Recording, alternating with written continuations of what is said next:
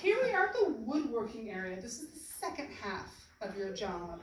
Probably the most time-consuming part is making sure that this bin, that there's wood in it for the kids to make woodworking objects. You can see that some kids will use multiple pieces of wood, so different shapes.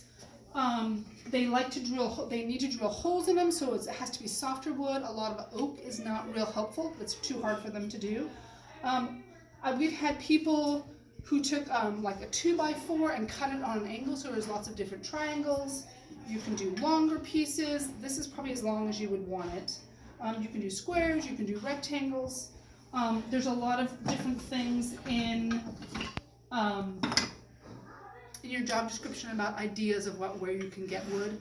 You do not personally have to get all the wood yourself, but you are in charge of making sure that this stays full, which means you might want to put out a call to the rest of the school to see if anybody has any wood scraps. Often people do. So keeping that full. We also have everything here are things that kids can glue or nail to things. So somebody one time brought in these. It's packing material. They're great. We use those. We use corks. We use the lids of our markers.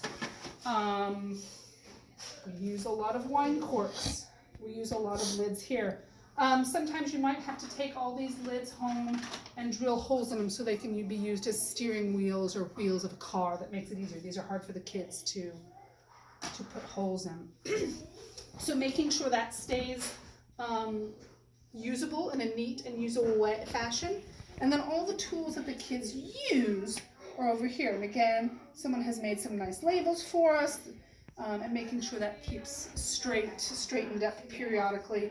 The kids are pretty good about putting stuff back where it belongs, but they're not perfect, and it really helps them to find what they're looking for if it's always in the same place. And that's something that we're trying to help them figure out. Periodically, we do break or lose our drills, making sure that all of these have drills in here and that they're tightened so that kids can use them, and making sure that we have at least 1 or 2 backup drill bits, and you can buy them at Lowe's, and Chancellor Street will reimburse you.